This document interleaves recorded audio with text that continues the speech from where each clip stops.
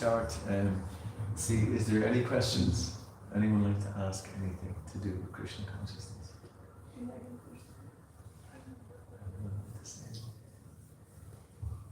Comments? Yes. Get diagnosed with some potential terminal illness. Sorry, When you get diagnosed with some potential terminal illness, it's better to just believe in Krishna and see what happens in the sense of the body. Right, if there's some potential tumor in the system. Yeah. Yeah. Or just take the radiation and all the big fun stuff and lie on it. Yeah, this is a really practical question. Yeah. As ever. Yeah, I mean. Like it's sort of think that the right of the body and Krishna and heat up there. Yeah. Rather than the sun and Yeah, I mean, there's different ways of looking at it now, and there's no real completely right answer in a sense, because it's to do in the material plane on a certain level it is. Yeah. So nature just, the laws of karma just work anyway. Yeah. But it is our right to try to rectify the situation as much as we can in relation to the world in which we're living. But we should not be attached to whatever the result is. We can try our best, like for instance, in that situation. Yeah. Not be attached to the result, because we're not in control of the result. Yeah. Like for instance, it could be that sometimes. Oh, Hare Krishna. I didn't deserve it. But I have to answer a few questions first. But the body is an incredible machine that can repair itself. There's no doubt about that. And you should give it as much assistance. And living in the mode of goodness is the best way for that. Which means that we live a very regulated life. Like we get up early. And it's a great time for meditation, for chanting, for instance. And the benefit of that is that ultimately it's all coming from the soul and the spirit. So even if you have a material body, which is a little diseased in whatever way, it can never hurt by really acting and living on the platform of the soul. Through mantra meditation, through hearing. It can't, like, you've got all those different things. Like it's often said that any illnesses originate in the mind, in that sense, because of traumas or different things which have gone on in the past. And they, in other words, it comes from the subtle to the gross. So anything that we do spiritually is helping the whole, consciousness, so that it helps you to think very positively and on the platform of the self and the soul. So that is always going to be beneficial. So if you live a very sattvic life, sattvic means in the mode of goodness, means doing things which are very healthy for the self and for the soul. But regulation is very important, and a lot of the diseases today can be brought about by lack of regulation. Very haphazard diets, very haphazard lifestyles. Not sleeping at the right time. All of these things can put stress and strain on the body, and sometimes the body just gives out and wants a rest, and you end up with the flu for about 4 weeks or something like this. Or it can actually create some impediments in the body in which the body's not able to fight against, and so on. Now, I'm not a medical person, so I couldn't really say that, but I'm just saying that living in the mode of goodness helps. But ultimately, then you just have to, you live a good life, eat well, and then whether to intervene with medicine, that depends on each different person. Everybody's got their own way in which they're going to deal with that. It's chosen. Yeah, it's a choice which way you want to deal with it. But It's living in the doctor's just to say, chemo radiation is the only answer. They don't talk about good health. They don't Ooh, talk about yeah, I know. I mean, as I say, I'm not a medical expert, but I think my wife said to me that a lot of doctors don't want to take chemo themselves because they know this. But anyway, I didn't say that. I didn't say that. I didn't hear that. Because I know one of my friends recently did, and it was really nice. It seemed to have worked for him. But again, I'm not an expert on that side of things. Okay, thanks for the question on that. Thanks for letting me make the link. Is there any other questions? So it's a wide answer. Yeah. Wide answer. Yeah, no, thank you. Yeah. I didn't bring my glasses, but so therefore I find it easier to read from my phone. Because we're just gonna read from one of the verses. Because does anyone know what the title of today's class is? Anyone know? Seeing Krishna everywhere. Seeing Krishna. He just walked in. It's like, oh, round of applause. That was very good. Yeah. So that's the Seeing Krishna Everywhere. That's the title of today's class. And let's read from the Bhagavad Gita.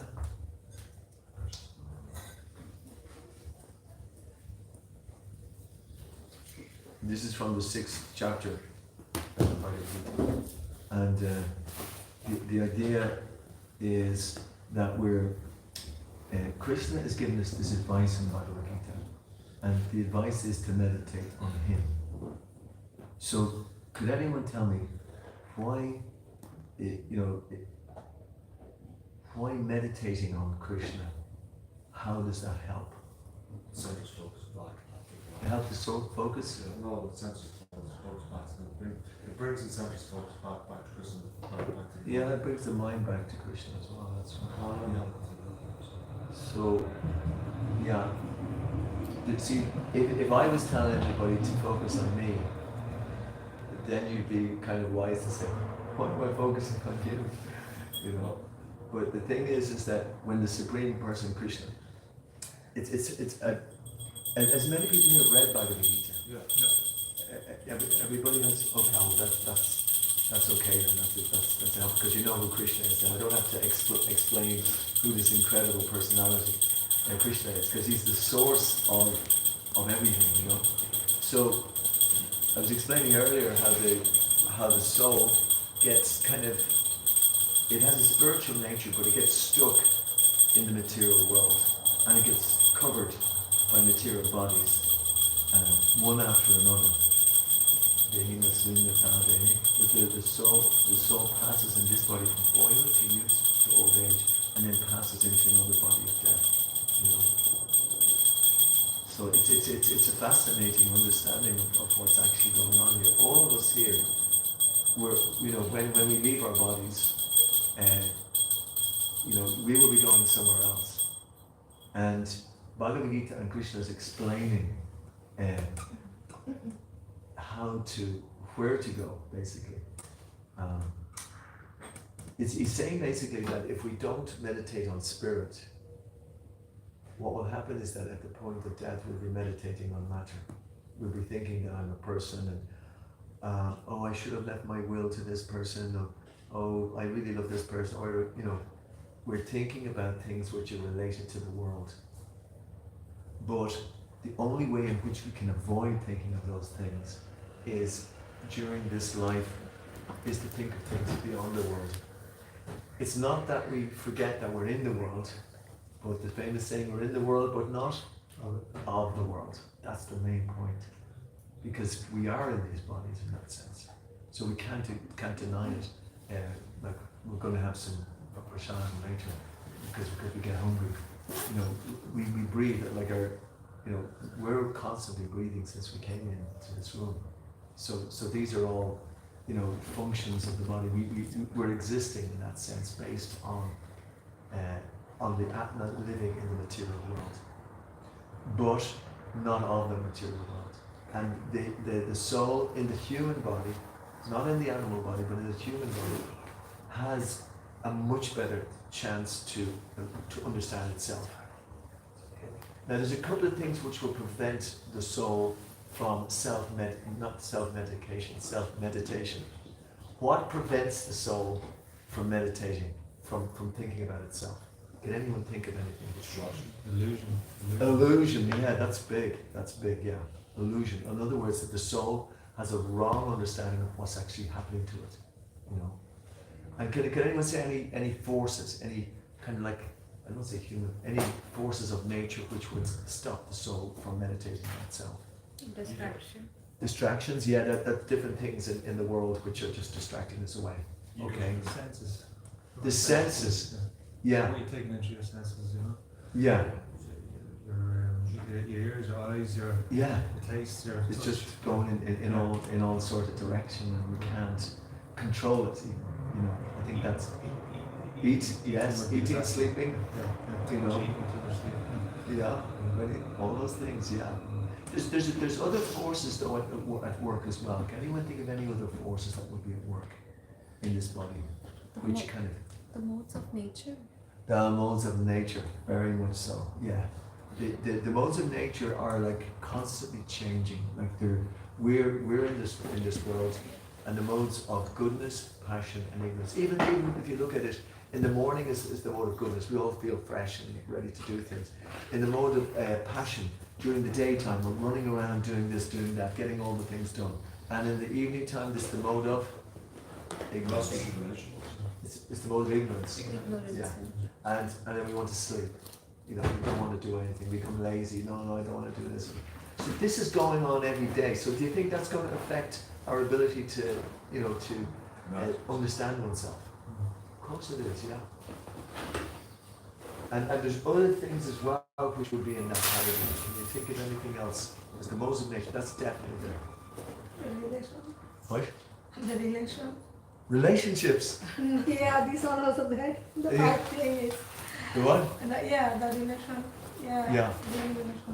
This is not okay. Yeah. I mean, does anyone here ever study astrology? Yeah.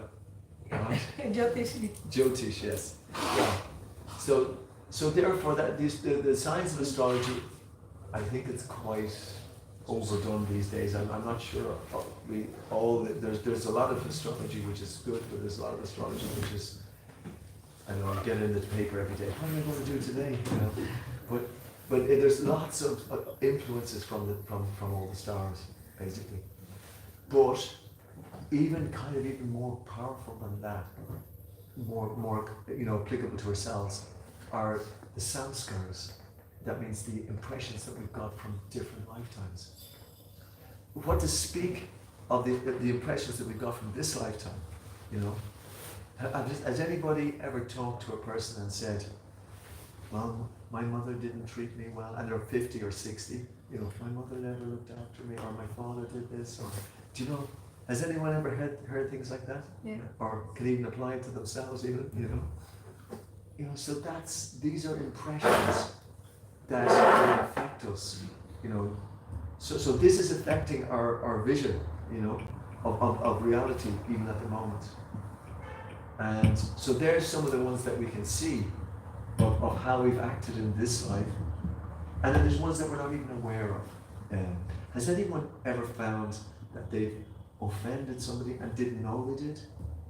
Did you ever get that, you know, and then you see the person next to you ignoring you or something, you know, you think, what did I do today?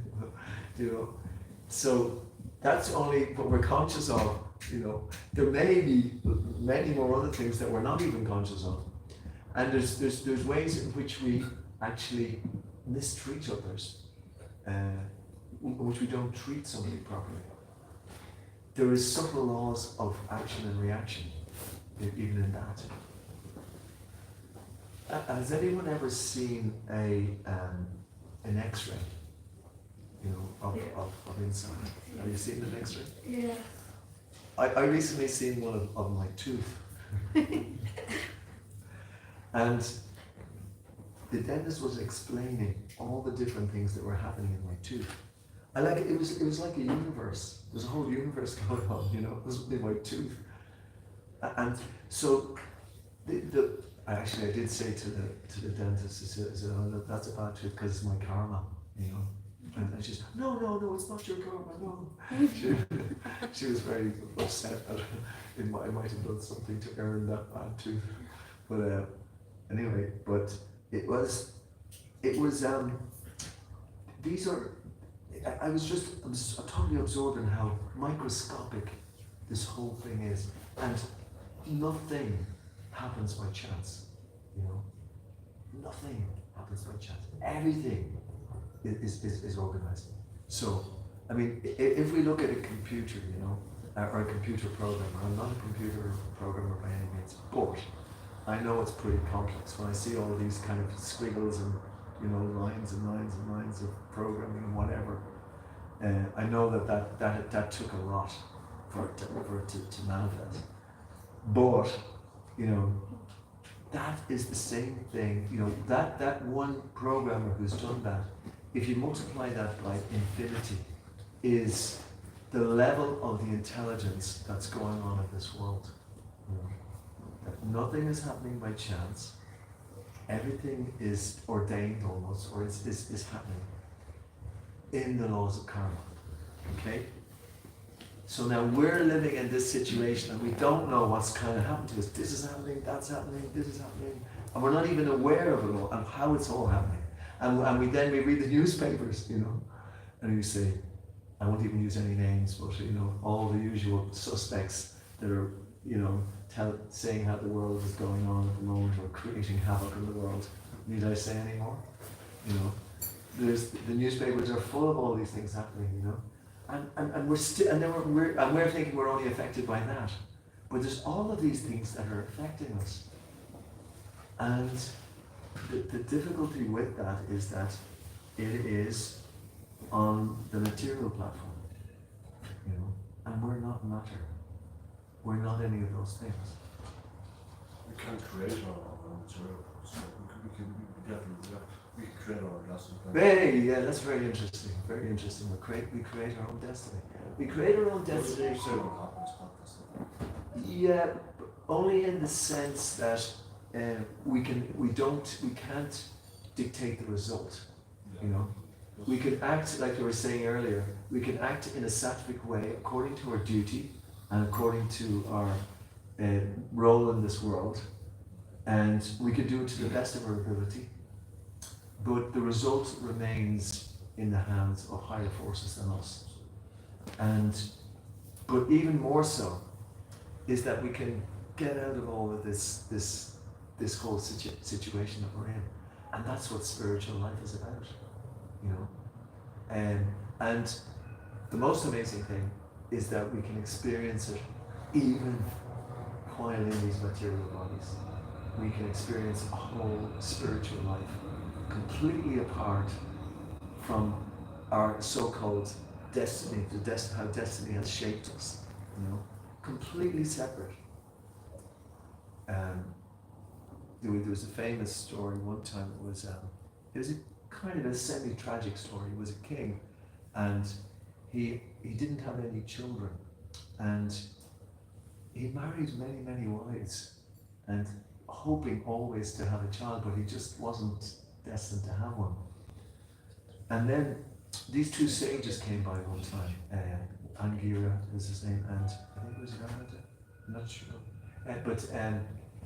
They said, "What's wrong, king? You seem to be very upset about something. You have everything. You're a king. You have all these.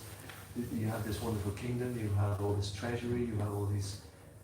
And he said, "I just don't have an heir. You know, there's no one to take over after me." Because at the time, the story is set back in many hundreds and thousands of years, and so therefore, okay, we will give you a boon. So he asked for a boon, and the boon that he asked for was to have a child, you know. And the sages kind of looked at one another and said, "Are you sure?" And he said, "Yes, no, I do. I want that because you know, I need to have a next heir to the throne. It's very important, and for the stability of the community, basically. That's why he wanted it." So okay, they said, "Okay, we will give you this boon, and your child will be called Harsha Shoka." Does anyone know what Harsha Shoka means? It means happiness and sadness. Yes, that's it. And the king said, I don't care, I just want a child. Whether it's happy or sad, I don't mind. I just want. And so, lo and behold, one of the queens became pregnant and had this wonderful child. And the king was in jubilation, completely over the moon. He was going everywhere, telling everybody he was having festivals almost daily that he had an heir to the throne. So he was so happy. But there was someone else who wasn't happy about that. Does anyone know who might not have been happy? The other The wives. queen. Yes, the other wives. Otherwise, The other wives, the queens, because they were being ignored. It was only the queen who had the child who was being very, was the queen. And so they tried to get the attention, they tried to do this and they tried to do that, but they couldn't. They couldn't win the attention of the king. He was just too absorbed. So they identified the cause of their distress was this child. So they thought, well, if we can somehow remove this child from the situation, he will be happy again, and we'll be well for him. So anyway, they construed to administer some poison to the child, and then the queen, who's the mother, came one day into the room and she found that the child was lifeless, and she absolutely went so berserk. She completely went completely distraught, as you can imagine. And the wailing was heard throughout the whole kingdom, basically, in the palace. And the king came running in. What was wrong? What was wrong? And then he saw that the child dead. And then straight away, Joy. straight away the king started to absolutely go berserk, mental, completely. He couldn't believe it. He had so much that was going right, and then suddenly his child was taken away. And so he was just lamenting and lamenting and lamenting, and then the two sages came back. it's Angira and Nara. Angira and Nara, very good. Thank you. Most welcome. So when they came, they saw the king, and they said, so why are you lamenting? Why you asked for something, and now you're in distress.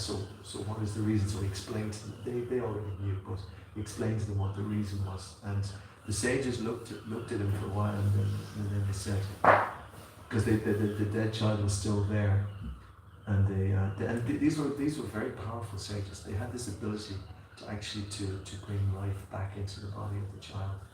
And so what they did was that they said, okay, just wait a minute, and they were able to. They were so powerful, these sages, that they were able to bring the child back to life, even if it was only temporarily. They were able to do it. So the child suddenly woke up, and so the sages said to the child, "Oh, child, can you not see the distress that you have caused to your parents? Look, this is your father and your mother here, and they're lamenting because you have left. Why did you leave?" So what did the child answer? Not, Past. Not Meaning mother, father. Yes. he said a lot of things actually.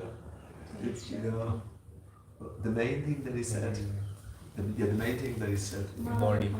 Yeah. He said, which father and mother are you talking about? He said, I've had millions of fathers and mothers, but you're talking about some father and mother, so, but who are they to me in this lifetime? Can you say anything else? What else was said? And I have passed, I've moved on Yes. from this body. So this body of no use. Yeah. He said that he actually has moved on to another body as well. Very good. Next destination, yeah.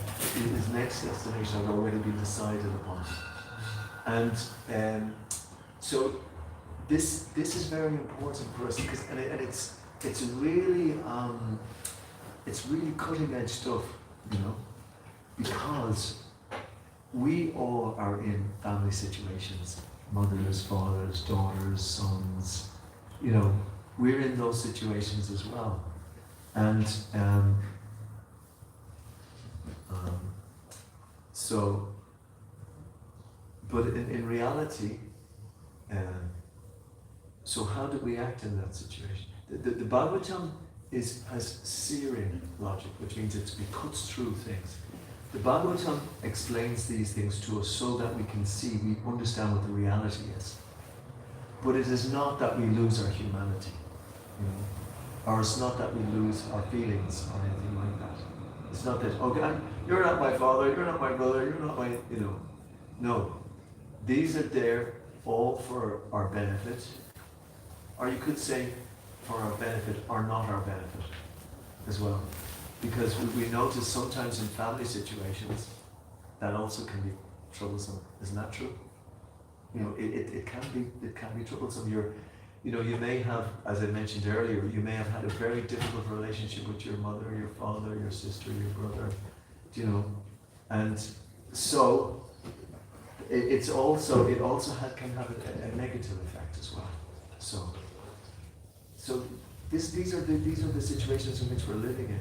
But I wanted to make that point and use that story as an illustration of the point that as the soul, we are actually different from the different activities that are going on. Because in the Bhagavatam, the child that came back to explain to the sages who he was actually the incarnation of the soul, you know, passing through different bodies. And this is how the Bhagavatam is revealed in the story. So is there any comments anyone would like to ask anything about that, or did it throw up any ideas in your mind? I know when I read the Bhagavatam like that, different questions can come up and different meditations as well. It's not pertaining to that, but Yeah. he said there's no accidents, and he says you can prepare a destiny or whatever. Yeah. If I have a daughter and she dies in a car crash at the age of 38, Yeah. that's my karma. But to what extent? Because I don't control that. Yeah. She doesn't control that. Yeah. So how do we have free will? It's my karma to lose a daughter at the age, and I'm say 70 or 60, and I lose my Yeah. daughter just as she's starting her own family and stuff. Yeah, I mean, I'll give an answer first. I was going to ask anyone else can also add something in there as well. But that's not you either, you know. You're not the person who lost the daughter who lost. That's not It's you. just happening. These are things which are happening, and that's what the laws of karma control. And basically, we have to be very careful not to identify too heavily. Like, we may lament for a while that we've lost somebody who's very close to us, but ultimately, we had no control over them anyway, nor did we have control over ourselves, our own destinies. But we can create our own destiny to the degree that we can become self-realized as a spirit soul who's eternal, who's beyond any of those things that are going on in the material world. So it's a question of identification. So I'll ask a question. Why do difficult things happen in life? Why? Why do people go through difficulties? What is the reason for it? Perspective. Pardon? Perspective. Perspective. Okay, yeah, that's pretty good to get a perspective on things, yeah. Suffering is it's like your grace, you know. Suffering is grace, and that's an incredible kind of, you know. It's part of your life. So study or experience, you know. Yeah. You learn a lot. You Learn, have to yes. experience. Yeah. This. And you learn a lot from difficulty, or probably more than you do from having a good time, because you have a good time, you think, oh yes, things are okay. But it seems to be. And any other answers? Yeah, I feel like this. I've been kicked out of my comfortable chair many times in life. Your comfortable chair, yeah. Yeah, I call it that. Yeah. What's this happening to me? I mean, 2 or 3 years later, I understand I was meant to go in a different direction. 2 or 3 years later, you're meant to go in a different direction, yeah. New things, have new ideas that I had. New ideas that you'd have because of that experience, Had yeah. I stayed in that comfortable chair, I wouldn't experience it, and I never realised Yeah. the purpose of it. Yeah. Years later, or Yeah, very good. sometimes so, Yeah. Yeah. It moves you on. It does. It's actually almost like a gift. It's almost like a gift, like, you know, even though we don't want it at the time, you know, it's kind of hard to take at the time. But I mean, the Shastra is full of incredible stories like that, where people go through immense difficulties.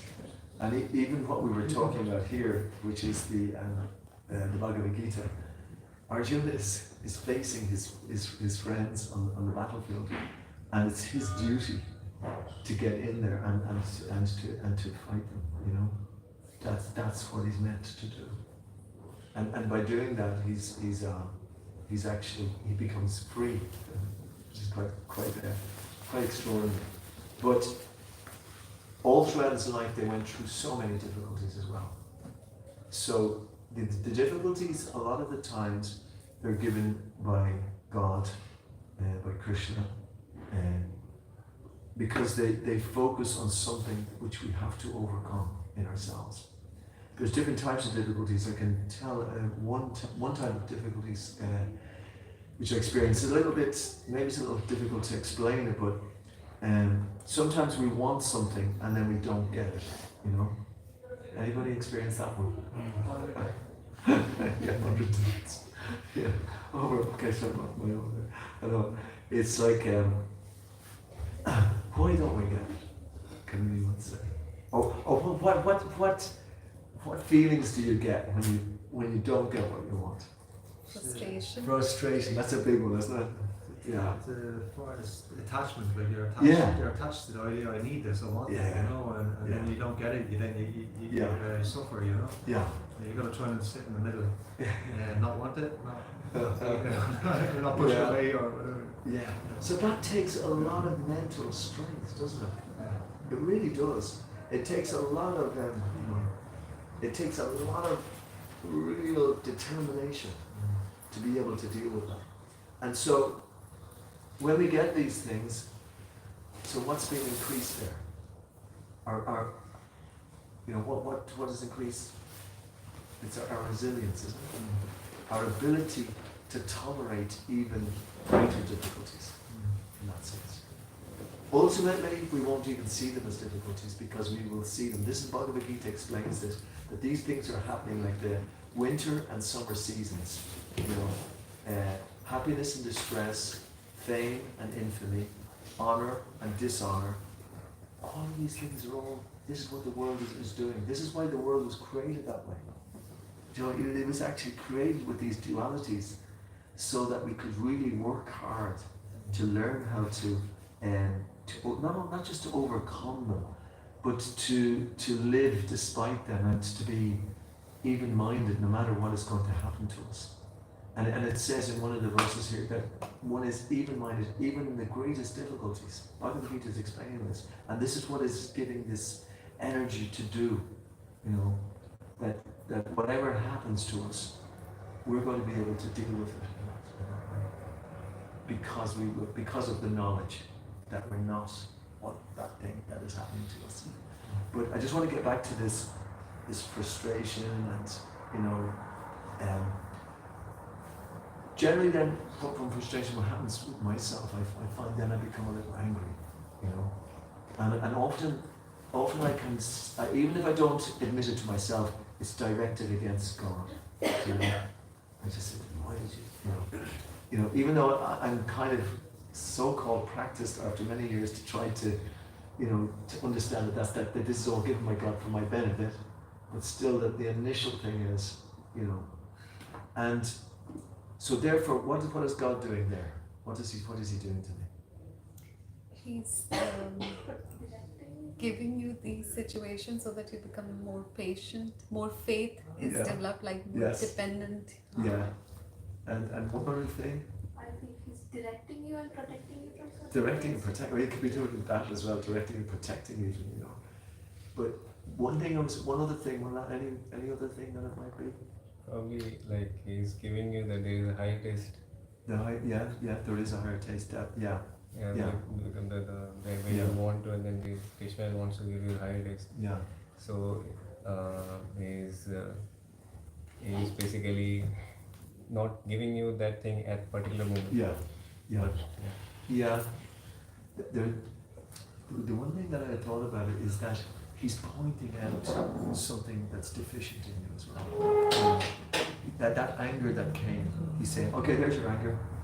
You know, okay, you're not as great as you thought you were. You know. Go back to school, learn more. You know. So it's great, you know.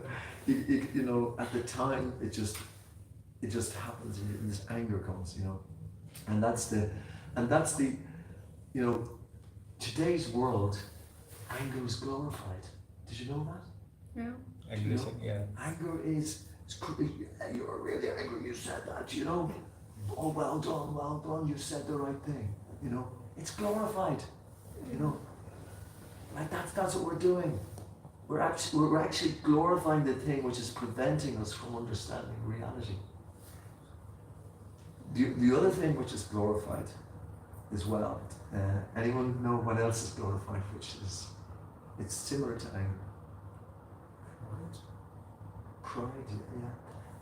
Okay, no, I'd say it. Krishna says it's the biggest enemy in this world. It's lust. Lust. Everything is coming from that. You want, I want. It's not, it's not just sexual type of lust, it's all sorts. I want. That's what it is.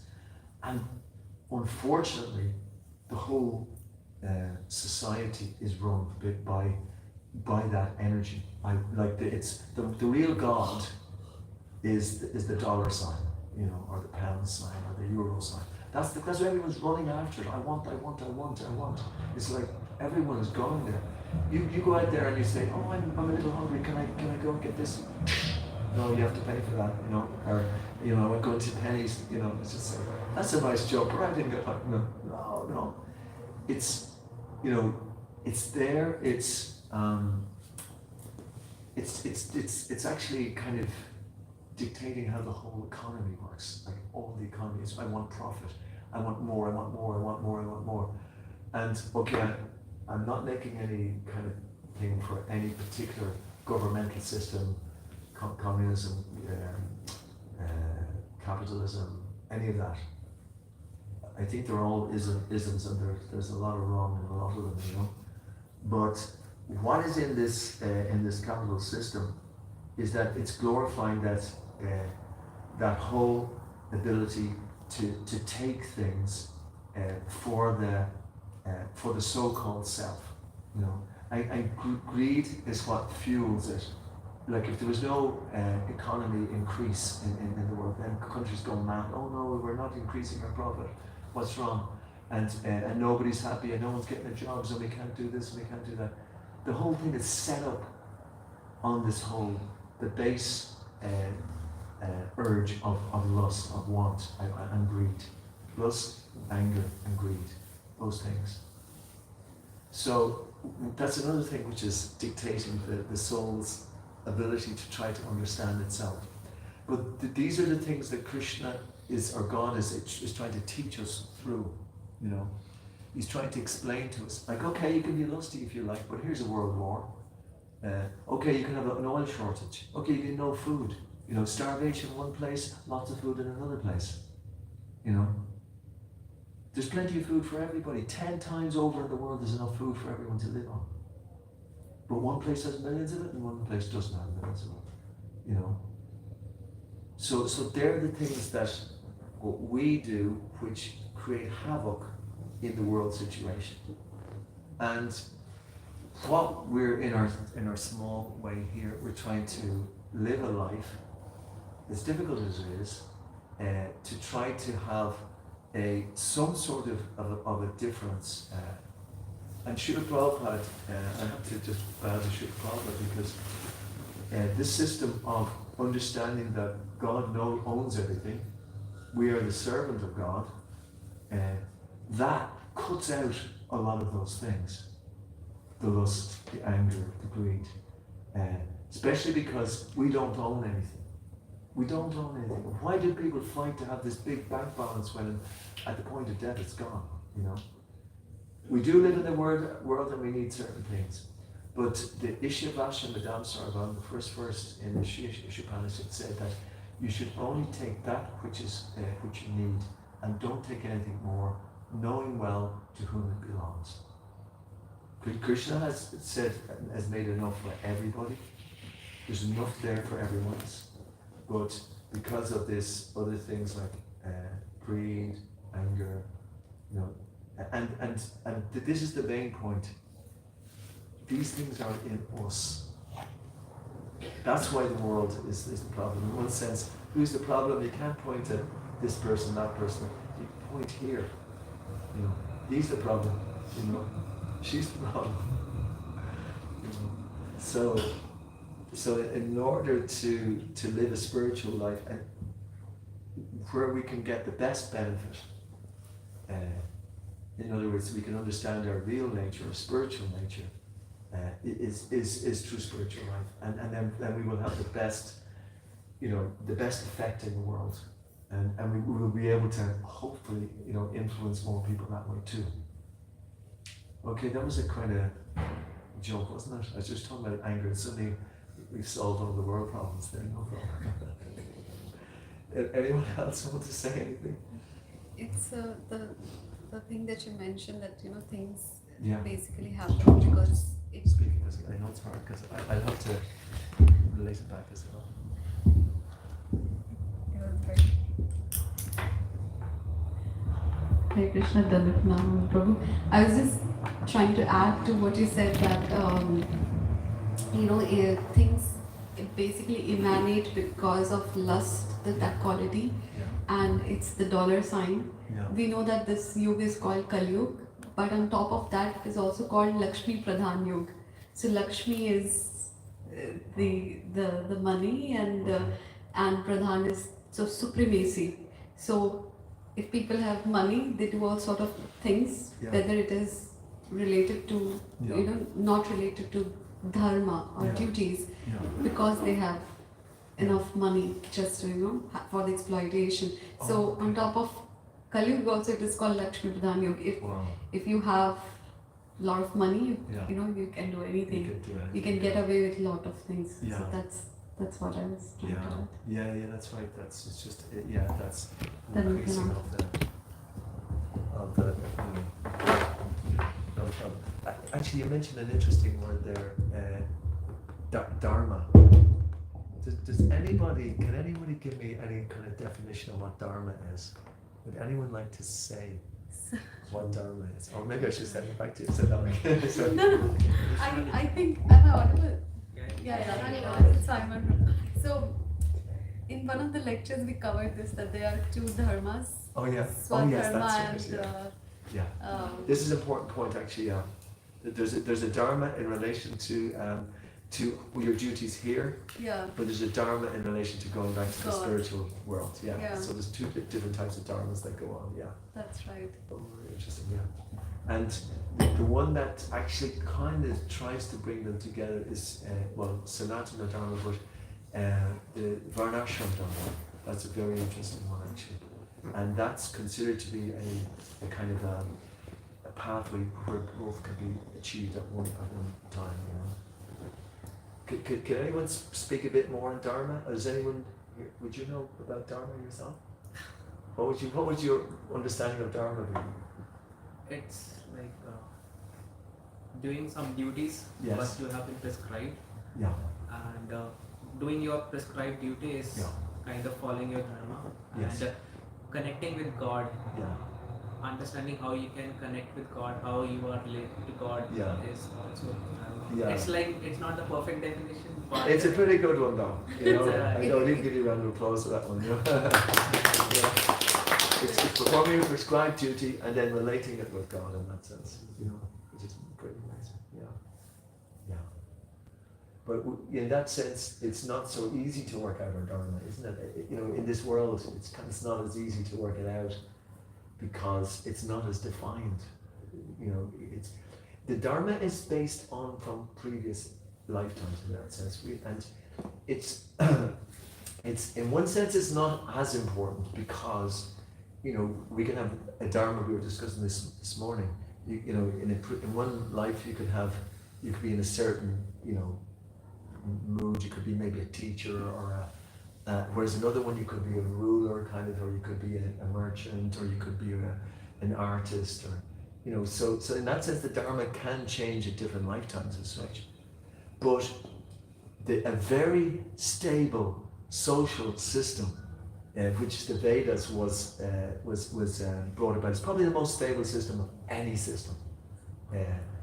And you can see it by the, well, you can see it a lot in how it manifested. That is that you're satisfied in your particular dharma, whatever you have in this lifetime, and you work at that, while simultaneously you're working in your spiritual life. A lot of times people are dissatisfied in what they're doing, and there's pretty much a cult of dissatisfaction which goes on, you know. And it comes about by saying, you can be better, you can do this, you can do anything. Now, there's a good side to that, but there's a bad side to that. Because you also create unhappiness as well, because you're trying to be something you're not. And of course, the other element is lust, anger, greed. The next one is envy, you know. Does anyone here ever experience envy? Oh my God. It is a disaster, you know. It's, you know, it's embarrassing.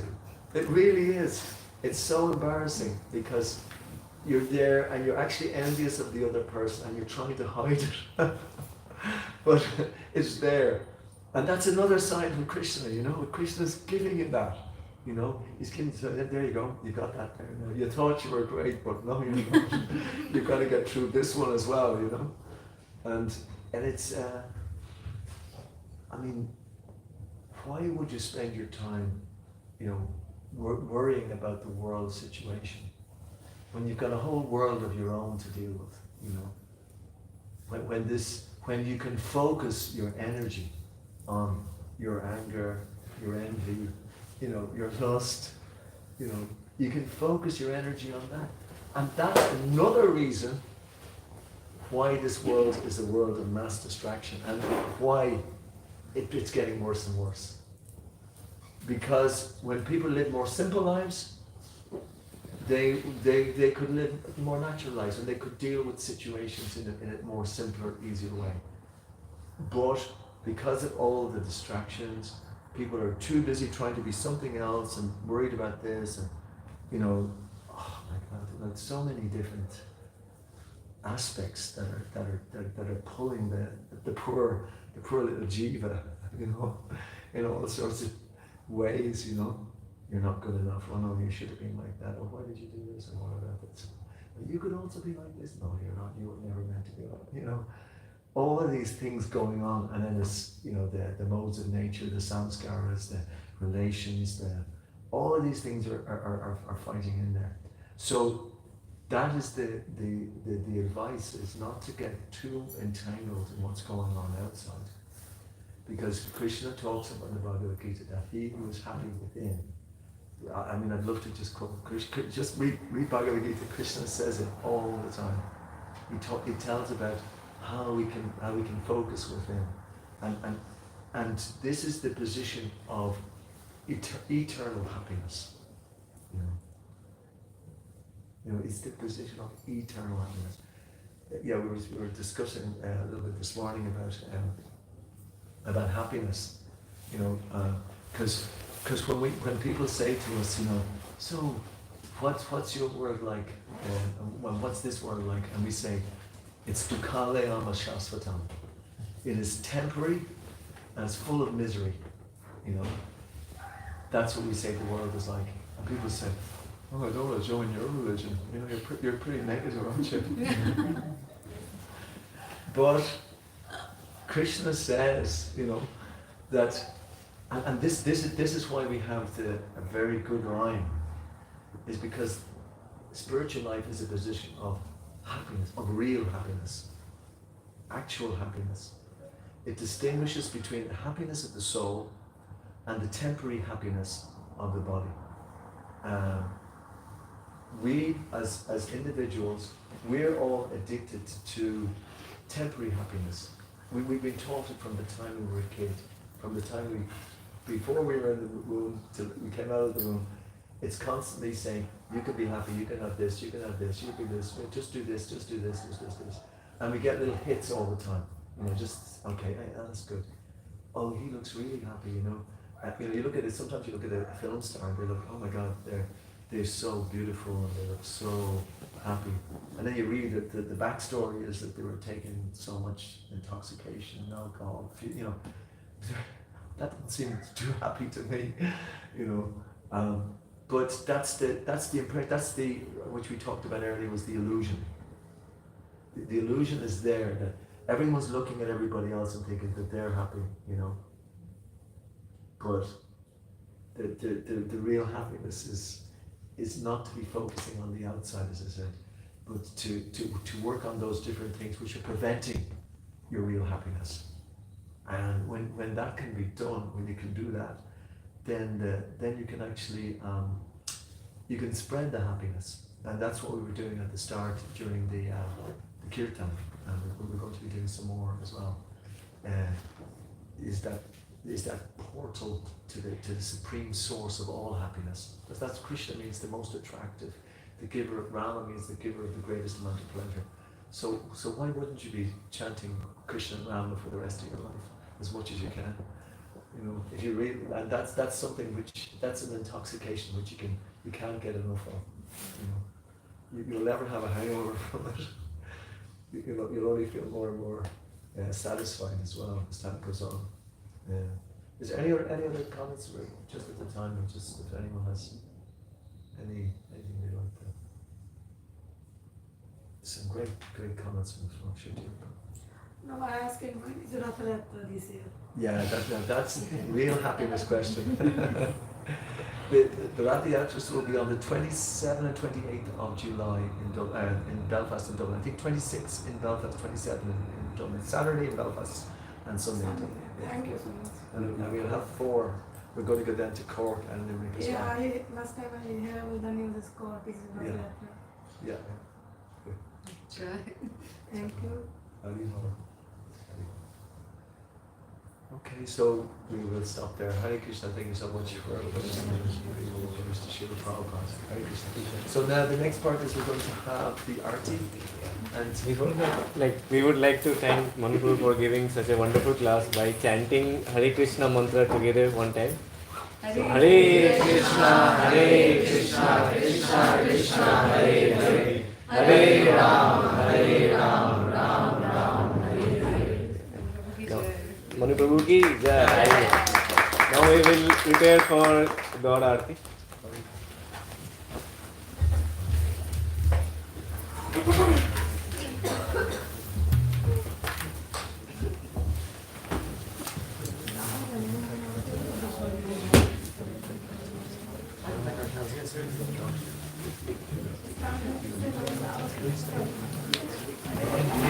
But I was thinking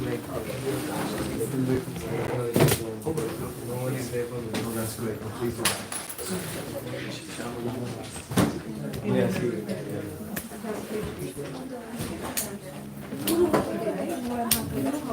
Nahi, first weekend.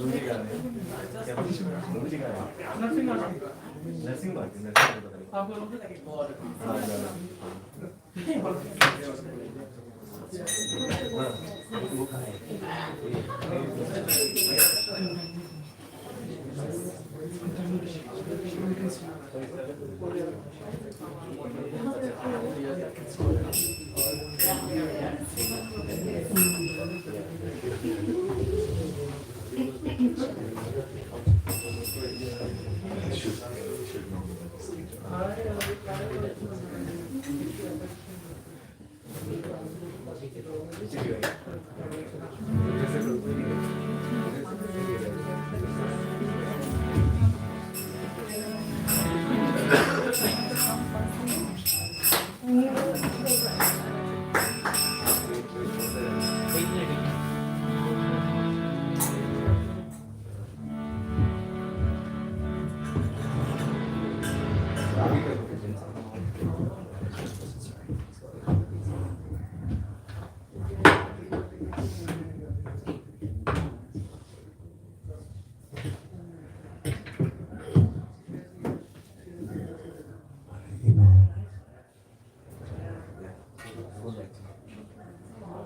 was reading this one, onto this one.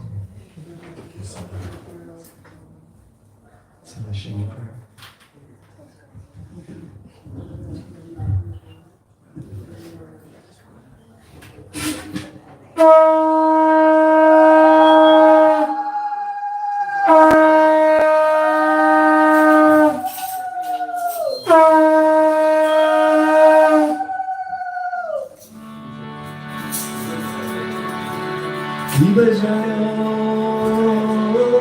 Jaya Gorachande Arotika Shiva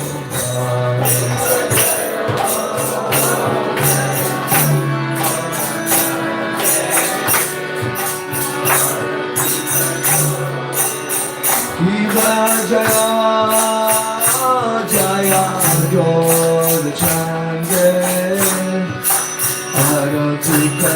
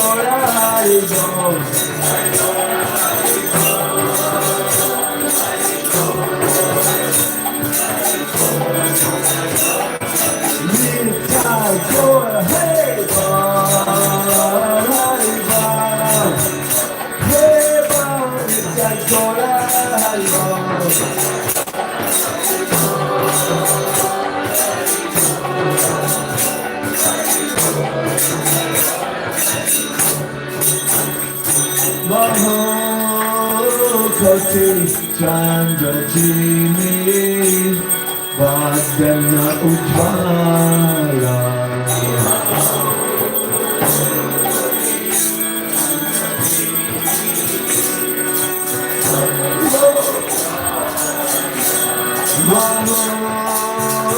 Kati Chandajini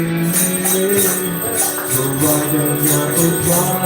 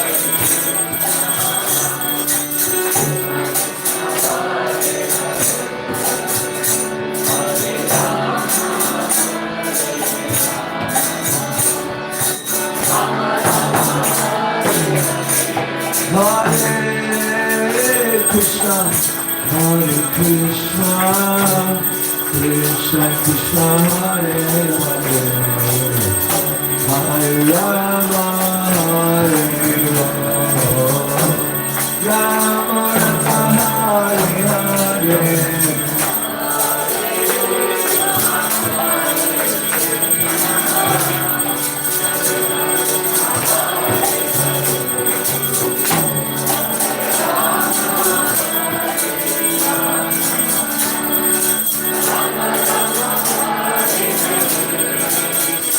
Hare Krishna, Hare Krishna, Krishna Krishna, Hare Hare, Hare Rama, Hare Rama, Rama Rama, Hare Hare.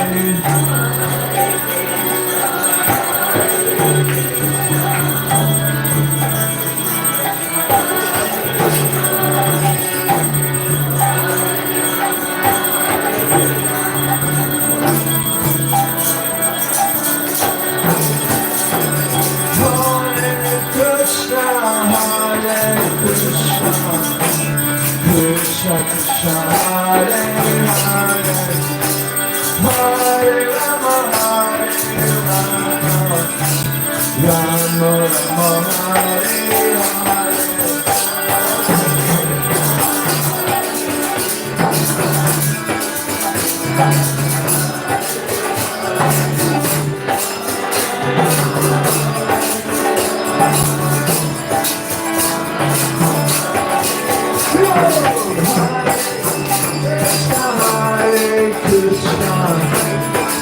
Krishna Krishna,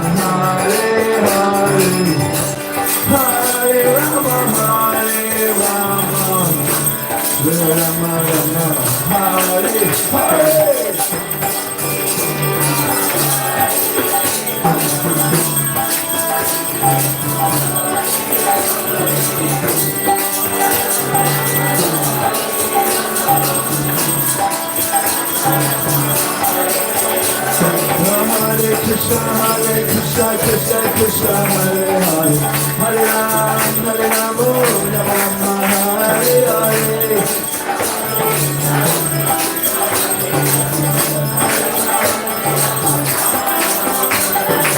Hare Krishna, Krishna Krishna, Hare Hare, Hare Rama, Rama Rama, Hare Hare. Hare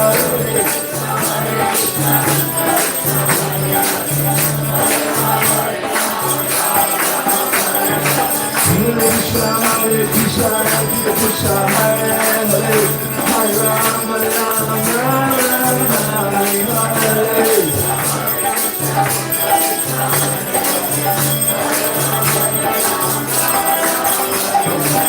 Hare Krishna, Krishna, Hare Hare, Hare Rama, Rama Rama, Hare Hare.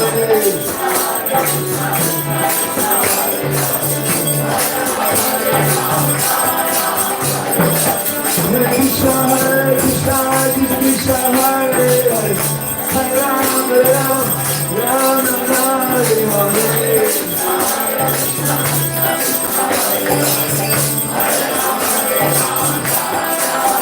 Hare Krishna, Krishna Krishna, Hare Hare, Hare Rama, Rama Rama, Hare Hare. Hare Krishna, Krishna Krishna, Hare Hare, Hare Rama, Rama Rama, Hare Hare.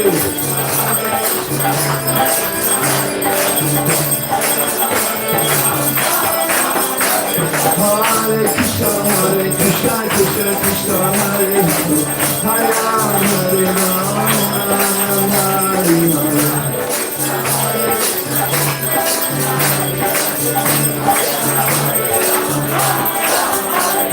Hare Krishna, Krishna Krishna, Hare Hare, Hare Rama, Hare Hare.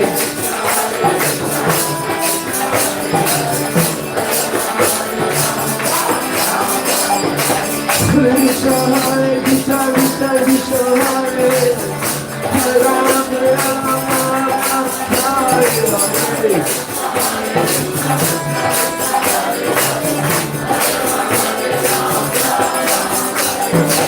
Krishna, Krishna Krishna, Hare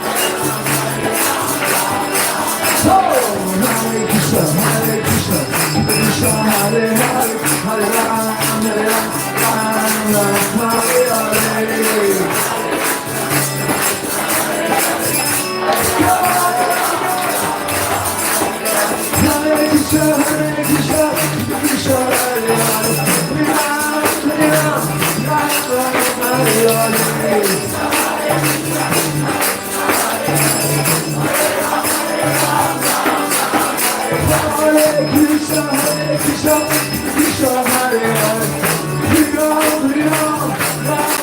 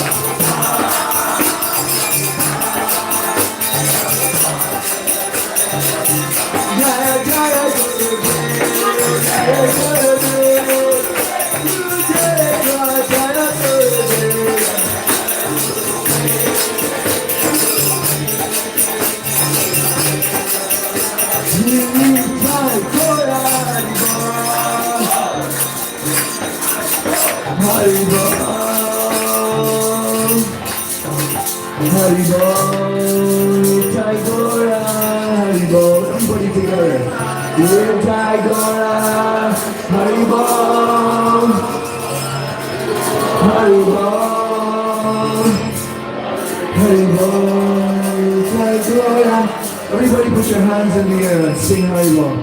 Nitai Gora Haribol. Haribol. Haribol. Nitai Gora Haribol. One more time, keep your hands in the air. Nitai Gora Haribol. Haribol. Haribol.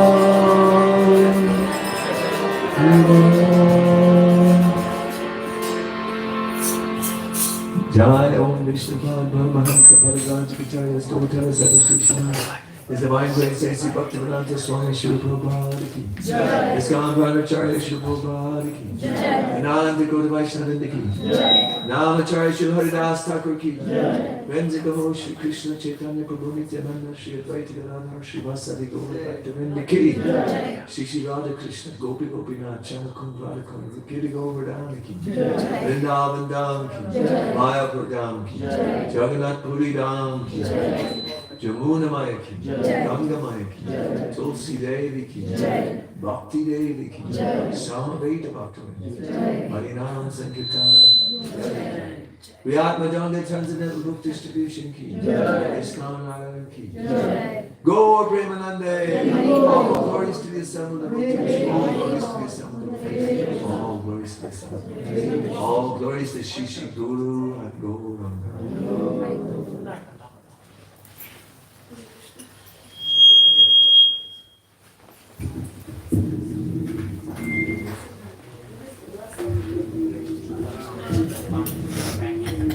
Everybody can sit down for Nasi Party.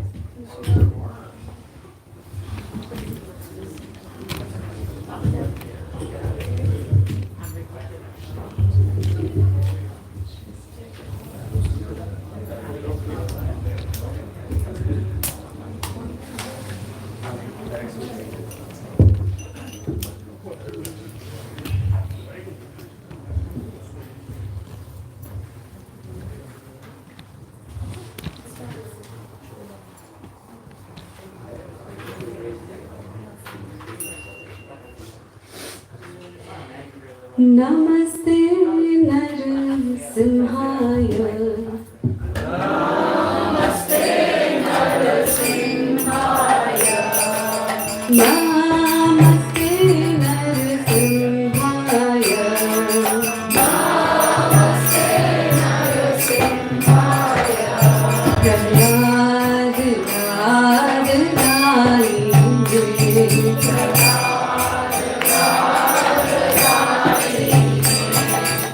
Prahlad Rad Rainge.